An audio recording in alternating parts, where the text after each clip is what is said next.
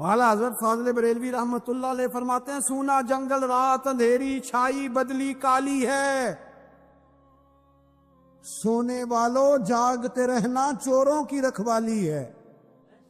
سونے والوں جاگتے رہنا چوروں کی، یہاں تو لوگ ہمارے عقائد کو تباہ کر رہے ہیں، صحابہ اور اہل بیت کے بارے میں، حضور کی نسبتوں کے بارے میں، اور ہمیں فکر نہیں ہے۔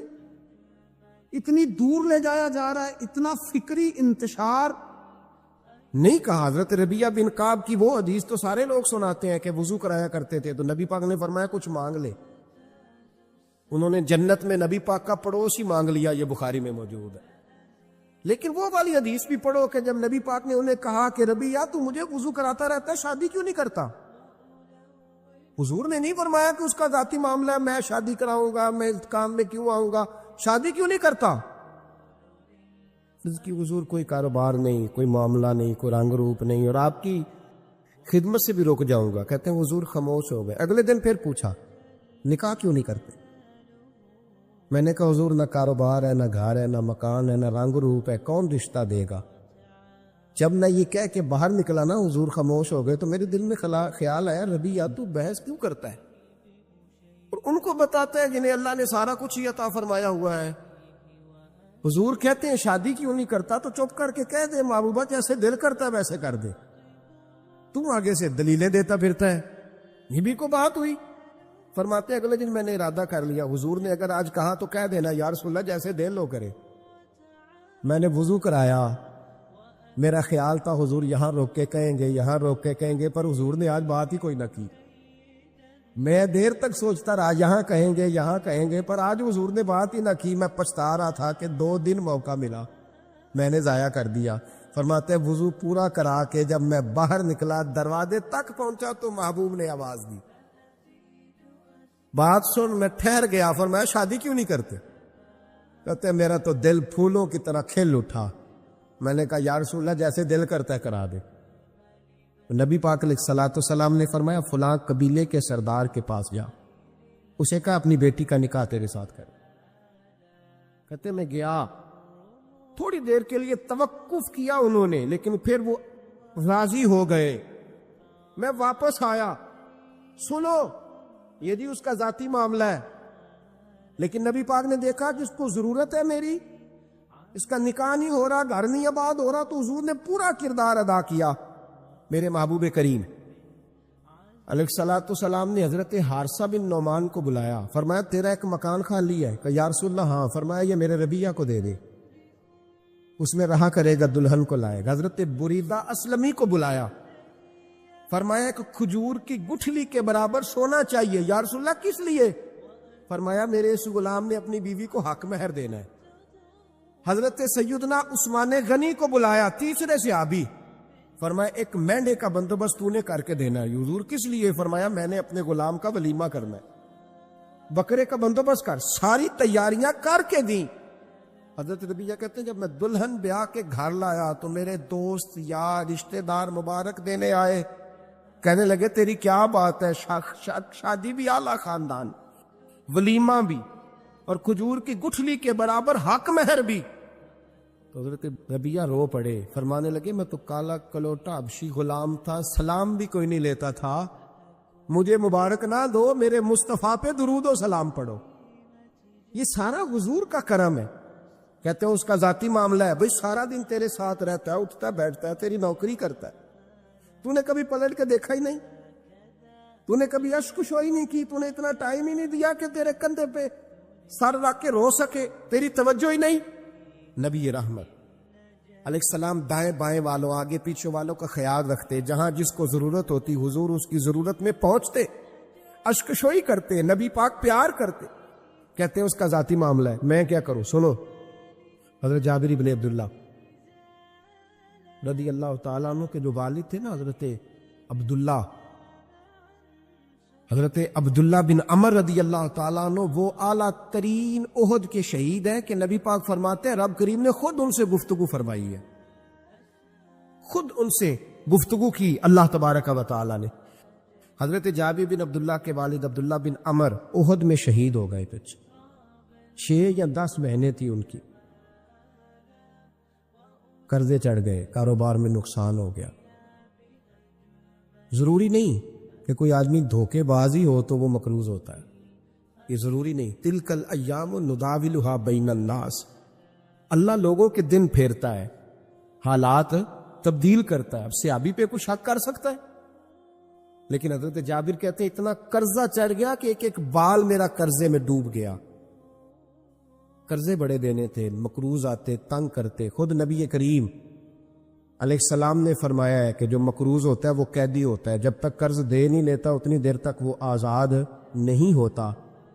حضرت جابر ابن عبداللہ کہتے ہیں میرے باغ میں کھجوریں پکی تھی، یہ بخاری میں بھی ہے، کنز المال میں بھی ہے، ابن کثیر میں بھی ہے، امام حلبی نے سیرت حلبیہ میں بھی لکھا ہے، بیسیوں درجنوں کتابوں میں آپ کو روایت ملی۔ فرمانے لگے کھجوریں جب میری پک کے تیار ہو رہی تھی تو مقروض جب پیسے لینے آتے تو میں کہتا قرضے یہ کھجوریں پکتی ہیں تو دیتا ہوں۔ یہ ہم پنجاب کے لوگ کیا کہا کرتے تھے، ہاڑی سونی جی، یہاں چاول کی فصل پہ یہاں گندم کے، ہم نے تو کپڑے لیے ہوتے تھے ادھار دکانوں سے کہ فصل پکتی ہے تو پھر دے دیتے ہیں، کہ کھجوریں پکتی ہیں تو دیتا ہوں۔ فرماتے پتہ مجھے بھی تھا کھجوریں زیادہ تھوڑی ہیں اور جن کے پیسے دینے ہیں وہ پیسے، فرماتے ہیں کھجوریں پک گئی، اتاری تو یہ تو 11 گنا بھی اور ہو تب بھی قرضہ نہیں اترتا۔ کہتے ہیں میں نے دوستوں سے، یاروں سے، رشتہ داروں سے، وہ جو کہتے ہیں نہیں کوئی حکم ہوا تو بتانا، پھر جس دن بندہ حکم بتاتا ہے اس دن کہتے ہیں آج سویرے ہی بچہ پیسے لے گیا، یہ تو 2 گھنٹے پہلے بتاتا تو تیرا کام، ہنس رہے ہیں آپ بیچ بیچ میں سے، 2 گھنٹے بس لیٹ ہیں آپ، بلکہ کئی تو پونے گھنٹے کا ٹائم دیتے ہیں، کہتے ہیں پونا گھنٹہ پہلے تو آ جاتا تو تیرا کام بس، اور جب بھی آپ فون کرو سے اگلی دفعہ کرے تو پھر شاید آدھے گھنٹے کا ٹائم دے دیں کہ آدھا گھنٹہ ہو گیا تو لیٹ ہو گیا، ورنہ کام بالکل تیار تھا۔ اور ہمارے زمانے میں تو دوستی قائم رکھنی ہے تو صرف اس سے رہ سکتی ہے جسے آپ کام نہ بتائیں، حالانکہ اس دوست کا کیا مطلب، دنیا تے جو کام نہ آیا اوکھے سوکھے ویلے، اس بے فیضے سنگی کو لو بہتر یار اکیلے، کیا مطلب ہے، کام بتایا تو رفو چکر ہو گیا، مانا کیا ہوا اس بات؟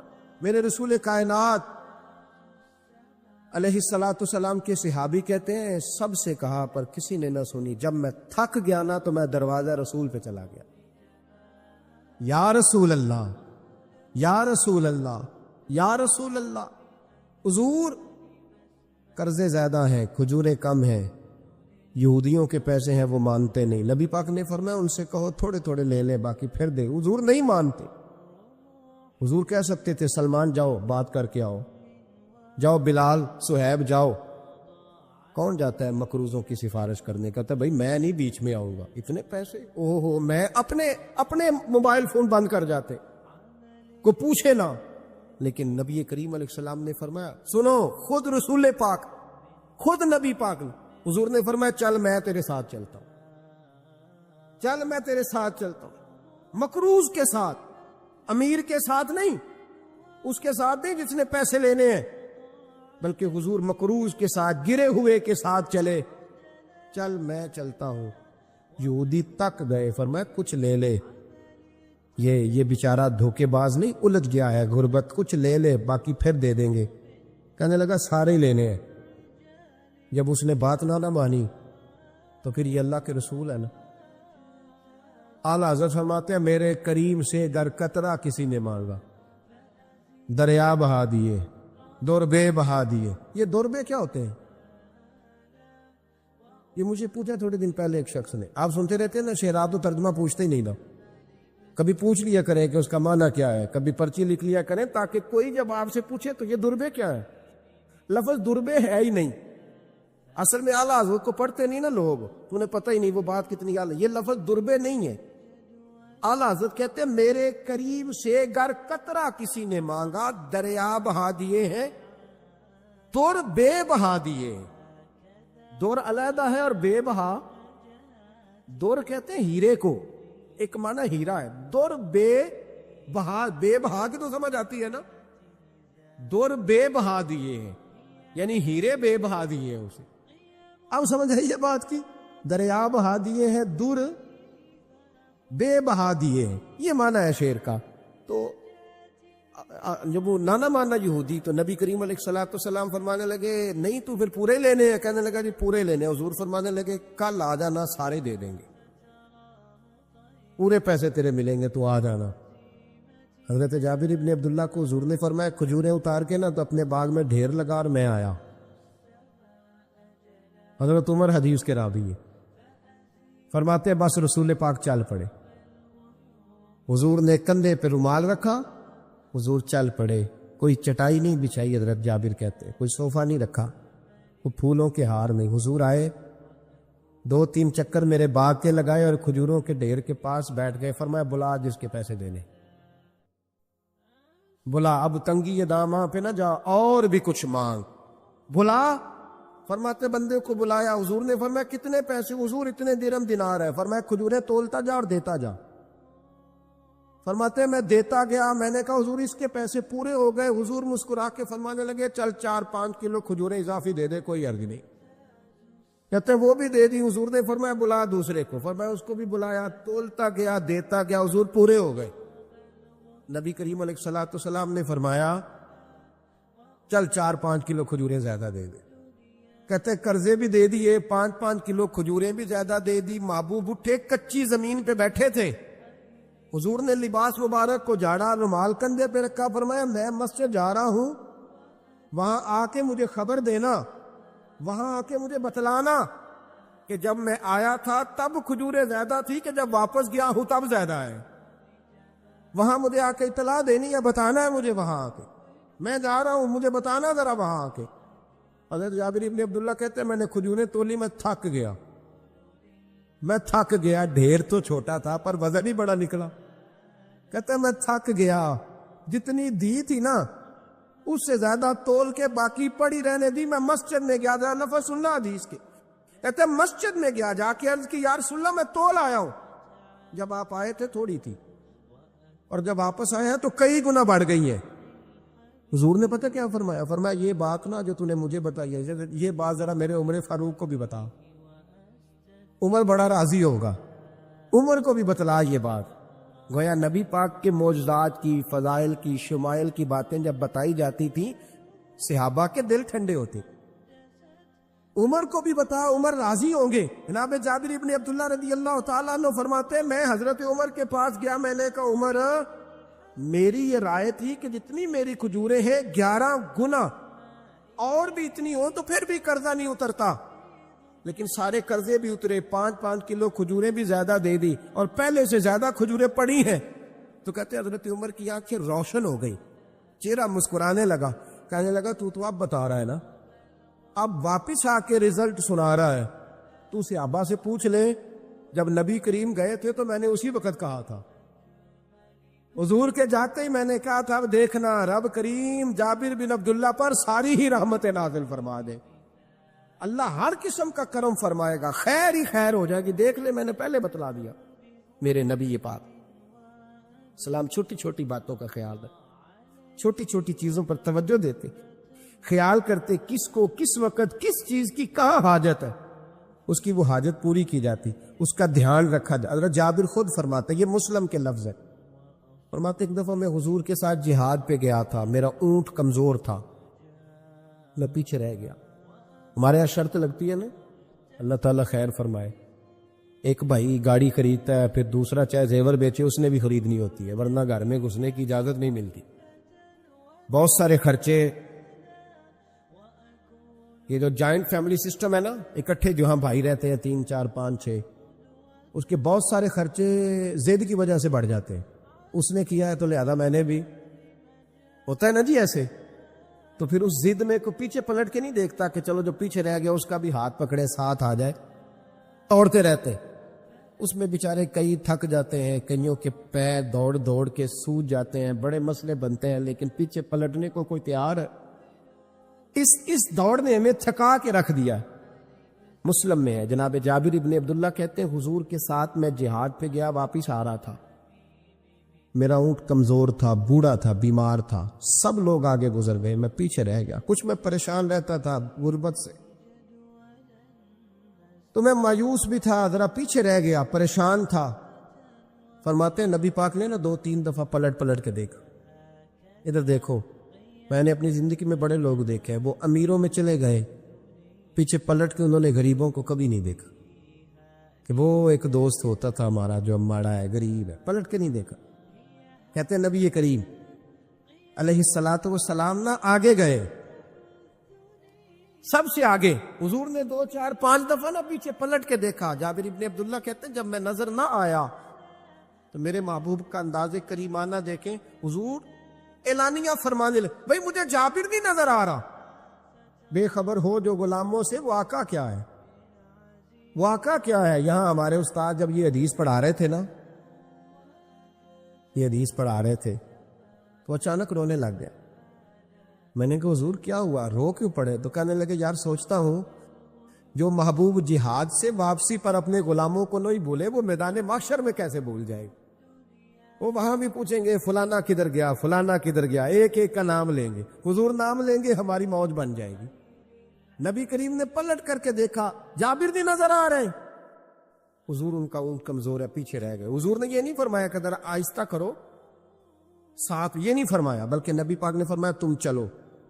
قافلہ چلتا رہا، حضور نے گھوڑا پیچھے کی طرف موڑا، سب سے پیچھے آئے۔ جناب جابر کہتے پیچھے میرے پاس۔ اس حکمت کو آپ سمجھیں، حدیث کے لفظوں پر آپ غور کریں۔ ایک کہہ کے کہنا ذرا اس کو میرے پاس لاؤ، یہ بات اور ہے، ذرا آہستہ ہو جا، وہ بھی ساتھ مل جائے۔ لیکن یہ معنی اور ہے کہ غریب جہاں بیٹھا ہے اس کے پاس خود چل کے جانا۔ حضور خود پلٹ کے پیچھے آئے اور فرماتے میں جو کہ پریشان تھا تو محبوب میری طرف دیکھ کے فرمانے لگے اس کو دوڑاتا کیوں نہیں، پیچھے کیوں رہ گیا؟ تو کہتے مایوس بندہ، پریشان بندہ کبھی کبھی وہ اس طرح بولتا ہے کہ جیسے کڑ رہا ہے، تھوڑا سا نا سخت ترش باتیں بھی کرتا ہے۔ کہتے میں نے اس عالم میں نا، میں نے کہا حضور اس قابل ہوتا تو سب کے ساتھ مل نہ جاتا، کمزور ہے، ماڑا ہے، مہران ہے، وہ بھی پرانی جو چل ہی نہیں سکتی، یہ کہاں یا رسول اللہ دوڑے گا، اس قابل ہی نہیں ہے۔ حضور اس قابل ہوتا تو قافلے کے ساتھ نہ ہوتا۔ کہتے ہیں حضور نے میری طرف توجہ فرمائی، میں باتیں کر رہا تھا اپنے اندر کی پریشانی کی تو حضور مسکراتے جا رہے۔ حضور کے ہاتھ میں چھڑی تھی، فرمانے لگے ایسے ہی تو باتیں کر رہا ہے۔ نبی پاک نے اونٹ کی پشت پہ چھڑی لگائی اور فرمایا تو دوڑتا کیوں نہیں؟ بڑے ہلکے سے مسکرا، تو دوڑتا کیوں نہیں؟ تو جناب جابر ابن عبداللہ کہتے ہیں جو سب سے پیچھے تھا نا وہ سب سے آگے نکل گیا، وہ دوڑتا گیا، دوڑتا۔ فرماتے ہیں میرا چہرہ بھی عجیب سا، لوگ میرے انداز دیکھیں کہ یہ کیسے آگے نکل گئے، کیسے، کبھی نہ سوچ یہ کیسے نکل گیا، بس سمجھ لے آگے وہی نکلا ہے جسے مصطفیٰ کی تھبکی مل گئی ہے۔ تو یہ نہ کہ سیاست کر گیا، چلاکی کر گیا، بس تھبکی مل گئی تو بات بن گئی۔ کہتے ہیں میں نکل گیا آگے، حضور کی تھپکی جو ملی تھی۔ حضرت جابر ابن عبداللہ کہتے ہیں حضور گھوڑا دوڑا کے میرے پاس آئے، خود حضور نے میرا اونٹ تیز کرایا نبی پاک کی برکت سے۔ تو قریب آ کے فرمانے لگے ٹھہر جا یار، ہم بھی تیرے قافلے میں، ہمیں بھی ساتھ لے لے۔ فرماتے اب تو میں رو ہی پڑا کہ خود بھیک دے، خود ہی کہے منگتے کا بھلا ہو، ٹھہر جا یار ہمیں بھی ساتھ لے لے۔ جناب جابر ابن عبداللہ رضی اللہ تعالیٰ عنہ فرماتے کہ جگہ پڑاؤ کیا، رکے، ٹھہرے کھانے پینے کو، نماز پڑھنے۔ نبی کریم نے مجھے بلایا، میں حاضر ہوا تو کہا یا رسول اللہ حضور حکم۔ تو محبوب فرمانے لگے جابر یار تیرا اونٹ میں نے نرالا ہی دیکھا، بوڑھا ہو کے سب سے آگے نکل جاتا ہے، بیمار ہو کے، کمزور ہو کے۔ کہتے ہیں میں چہرہ دیکھتا جا رہا ہوں کہ حضور سارا ہی پتہ ہے آپ کو، میں کیا عرض کروں؟ تو محبوب فرمانے لگے پسند آ گیا، بیچ نہیں دیتے میرے ہاتھ؟ کہا یا رسول اللہ آپ رکھ لیں۔ حضور آپ کا یہ؟ فرمایا نہیں میں پیسے دوں گا۔ کتنے کا ہے؟ کہا یا رسول اللہ آپ رکھ لیں۔ فرمایا پیسے دوں گا۔ یا رسول اللہ مارکیٹ میں جاؤں تو 6-7 دینار کا بکے گا۔ فرمایا نہیں بھائی میں تو پورے 10 دوں گا۔ 6-7 نہیں، میں تو پورے حساب سیدھا 6-7 کا کیا حساب ہوا، 10 پورے کا۔ حضور پھر بندہ نوازی ہے نا، کون بول سکتا ہے؟ حضور نے فرمایا بلال تیرے پاس 10 دینار تھے؟ حضور ہیں۔ فرمایا ان کو دے دو، اونٹ کے پیسے رکھ لو اور مال نہ مدینے جا کے دے دے۔ جابر ابن عبداللہ کہتے ہیں میں مدینے گیا شام کو، میں نے نا کبھی اپنے اونٹ کی اتنی خدمت نہیں کی جتنی اس دن کی۔ میں نے اسے بڑے پیار سے نہلایا، میں نے نئی رسی خرید کے اسے نکیل ڈالی، آج محبوب کی بارگاہ میں لے کے جانا ہے۔ کہتے ہیں تیاری کر کے نا، تیاری پوری تیاری کر کے، تن تندور ہڈاں دا بالن تے اسی ہاواں نال تپایا، کپ کپ مکیاں پیڑے کیتے، عشق پلیتھن لایا، تن دا سالن تے من دی ہانڈی، اتو نون صبر دا پایا، غلام فریدا وے میں ساری تیری، تینوں اجے یقین نہیں آیا۔ کہتے ہیں اسے بڑے پریم سے، بڑی محبت سے سجا کے، سوار کے، نکھار کے، تیار کر کے میں نبی کریم کی بارگاہ میں لے کے گیا۔ ظہر کی نماز پڑھ کے حضور نکلے، میری طرف دیکھا، میں نے کہا حضور پیسے لے لیے تھے، یہ آپ کا سامان ہے، مال ہے؟ کہتے حضور نے نکیل تھامی، میں واپس پلٹا، بھی گلی کی نکر مڑا نہیں تھا، حضور نے آواز دی، جابر ذرا سن تو صحیح۔ کہتے میں واپس آیا ہوں تو حضور مجھ سے باتیں کرنے لگے، فرمانے لگے یہ میرا اونٹ ہے، اسے کمزور اور بوڑھا نہ سمجھنا، کبھی جانوروں میں دوڑا کے دیکھنا، سب سے آگے نکل جاتا۔ اور کریم محبوب فرمانے لگے 6-7 دینار کا نہ سمجھنا، میں نے پورے 10 دینار کا خریدا۔ اور پھر حضور پھر مسکرائے، فرمایا جابر تمہیں پتہ ہے تحفہ لینے دینے سے محبت بڑھتی ہے؟ حضور ہاں۔ فرمایا رکھ لو، میں تمہیں تحفے میں دینا چاہتا ہوں، رکھ لو، میں تحفے میں دینا چاہتا ہوں۔ جناب جابر ابن عبداللہ کہتے ہیں میں واپس لوٹ رہا تھا، رو رہا اور کہہ رہا تھا جیسا نبی اللہ نے مجھے دیا، جیسا رسول اللہ نے، سب سے اولا ہو اعلیٰ ہمارا علم۔ آنکھیں بند کر کے جھوٹ کی زندگی جی کے، اپنے ساتھ بددیانتی کر کے، دھوکہ دے کے، اپنے آپ کو دائیں بائیں، اپنے آپ کو کہیں مصروف رکھ کے کچھ وقت ضائع تو کر لیتے ہو، پر تمہیں پتہ تو ہے نا کہ عبادت اللہ کی کرنی، تمہیں اس کی خبر ہے۔ میرے رسول پاک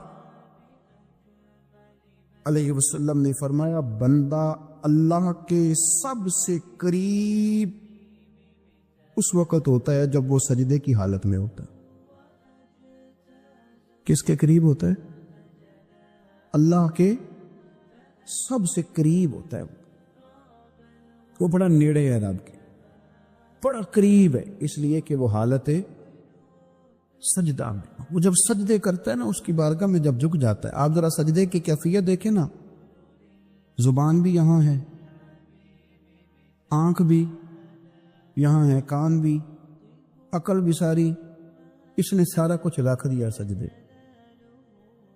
آپ وہ کبھی پیچھے جائیں تو دیہاتوں میں کہا جاتا تھا ناک سے نکیریں نکالو، بہت بڑی سزا ہوتی تھی نا، ناک سے نکیریں نکالو، بڑی سزا ہوتی تھی۔ تو اس نے کہا مالک مجھے کسی نے کہا نہیں، پر دیکھنا میں نے رکھ دی ساری عقل سجدے میں، اور رکھ کے کہا کیا؟ سبحان ربی یا اللہ، اللہ میں پست ہوں تو اعلیٰ، اللہ تو میرا رب ہے اور تو سب سے اعلیٰ اتنا۔ اور فرمایا جب یہ اس کیفیت میں ہوتا ہے تو پھر یہ اپنے رب کے قریب ہوتا ہے۔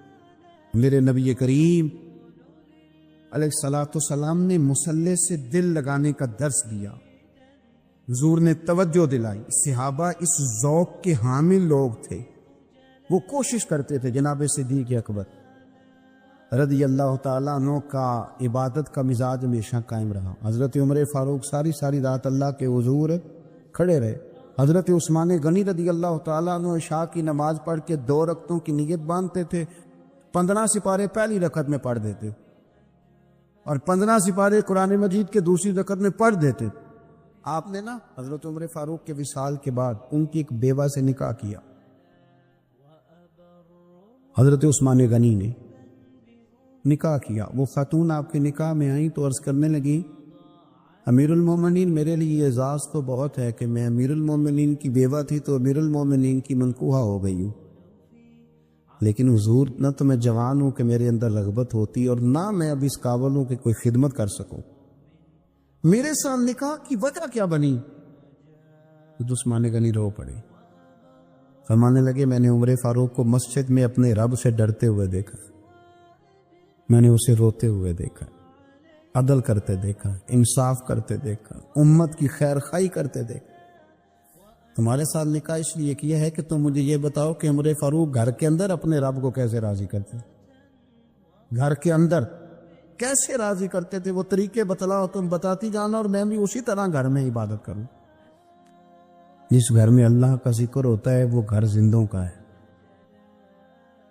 اور جس گھر میں رب کریم کا ذکر نہیں ہوتا وہ گھر زندوں کا نہیں ہے۔ گھر نہ ہم نہ کتابوں میں پڑھتے ہیں کہ ایک بزرگ کہتے ہیں، حضرت فضیل بن عیاض کہتے ہیں کہ میں ایک گلی سے گزر رہا تھا تو گھر کے اندر کسی قاری صاحب نے قرآن کی آیت پڑھ دی، ولی من خاف مقام ربہ جنتا، میں تو میرے کانوں سے ٹکرائی تو اللہ نے میری کایا ہی پلٹ دی، میں توبہ کر گیا۔ اب گھر کے اندر سے آواز آئے تو صحیح نہ تلاوت کی، پر اندر سے آواز آتی نہیں ہے، ڈیک بجنے کی آواز آتی ہے، یا ٹی وی چلنے کی آواز آتی ہے، یا دھوم مچانے کی آواز آتی۔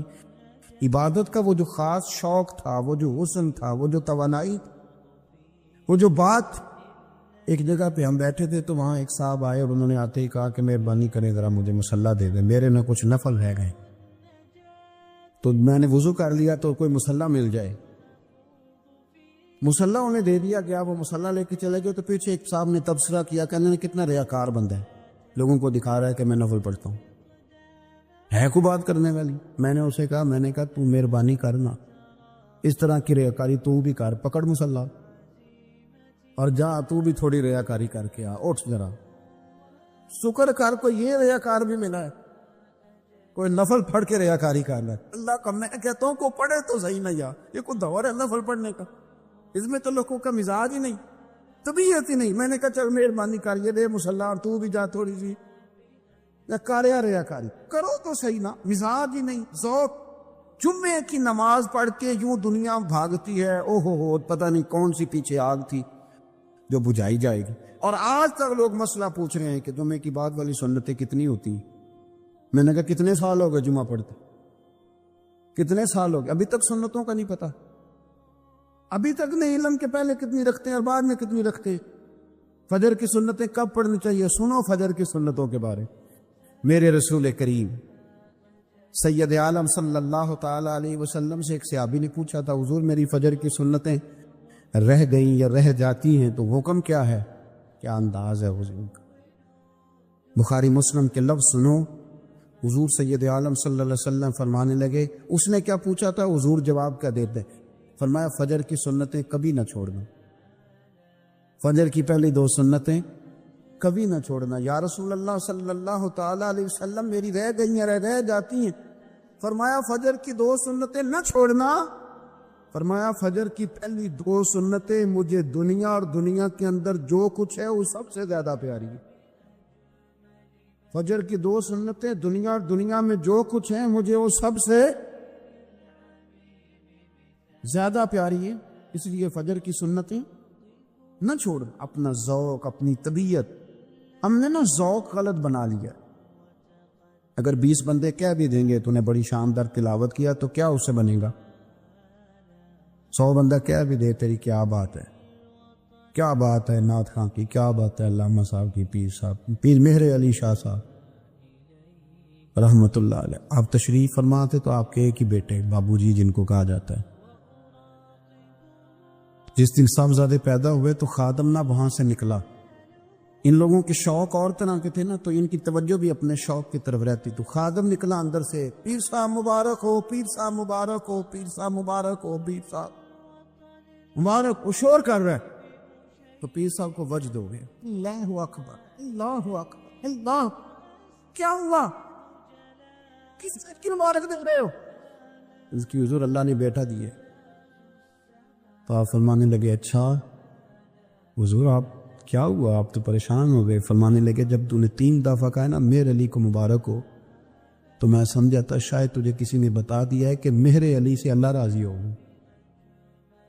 میں سمجھا تھا کہ شاید تو یہ خبر لے کے آیا ہے کہ کسی نے بتایا ہے کہ مجھے آج خبر ملی ہے کہ مہر علی سے رب اچھا پتر ہوا ہے، الحمدللہ، اللہ کا شکر ہے۔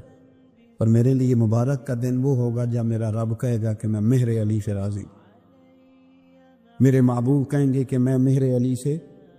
آپ بات کو سمجھے، شوق ہی کسی اور طرف تھا، دل ہی کہیں اور لگا ہوا تھا، طبیعت ہی کہیں اور مائل تھی۔ کوئی وظیفہ پوچھتے تھے تو پڑھتے تھے وہ لوگ، کچھ اللہ اللہ انہیں بتائی جاتی تھی تو کرنے کا ذوق رکھتے تھے، طبیعت تھی، قائل تھے۔ حضرت ربیع کہتے ہیں میں بڑی دور سے سفر کر کے گیا حضرت اویس کرنی سے ملنی، بڑی دور سے، اور جب میں پہنچا تو فجر کا وقت تھا، تو حضرت اویس کرنی کو میں نے پا لیا، تو وہ نماز پڑھ کے نا قرآن شریف لے کے بیٹھ گئے۔ فرماتے ہیں اشراق چاشت کا وقت ہوا تو نفلوں کی نیت باندھ لی۔ محدث ابن الجوزی نے لکھا ہے، فرماتے ہیں پھر جب زوال کا وقت ہوا تو مسجد میں جھاڑو دینے لگ گئے۔ زور کی نماز پڑھ کے تو عصر کی تیاری تک وہ مسجد میں بیٹھے رہے، اور میرے نبی پاک علیہ السلام نے فرمایا جو نماز کے انتظار میں بیٹھا ہو وہ نماز ہی میں ہے، وہ نماز ہی میں ہے۔ فرمایا میری دنیا، میری امت کی جو رہبانیت ہے نا وہ اتنی ہے کہ نماز کا انتظار کرے، اذان کے بعد نماز کا یہ راہب ہے، یہ اس وقت چھوڑ کے بیٹھے ہیں ذرا۔ فرماتے ہیں عصر تک انہوں نے اللہ اللہ کی، پھر مغرب تک کی، عشاء کی نماز ہوئی تو نماز پڑھی تو وہ تھک گئے۔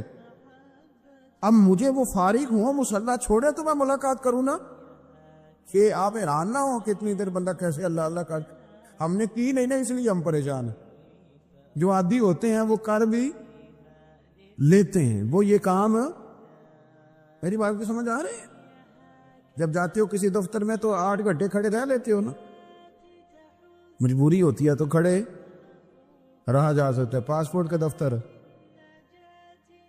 بولیے امیگریشن کی لائنوں میں، اور میں نے تو ایمبیسیوں میں بندے 12 گھنٹے پہلے جا کے کھڑے دیکھے، رہ لیتے ہیں کھڑے۔ تو اگر ان کاموں کے لیے رہا جاتا ہے تو اللہ رسول کے لیے بھی کھڑے رہا جا سکتا ہے۔ تو فرمانے لگے کہ جب عشاء کی نماز کے بعد آخر انسان سے تھک گئے، نیند کا غلبہ ہوا تو تھوڑی ایسے آنکھ بند ہوئی تو کھلی تو رونے لگے۔ حضرت ویسے کر دیا، رو کے گانے لگے مالک مجھے غافل تو نہ کر، ابھی میں نے کیا بھی کچھ نہیں، دن ختم ہو گیا، کوئی نفل نہیں، کوئی اللہ اللہ نہیں، اللہ مجھے غافل نہ کر، میری مدد فرما۔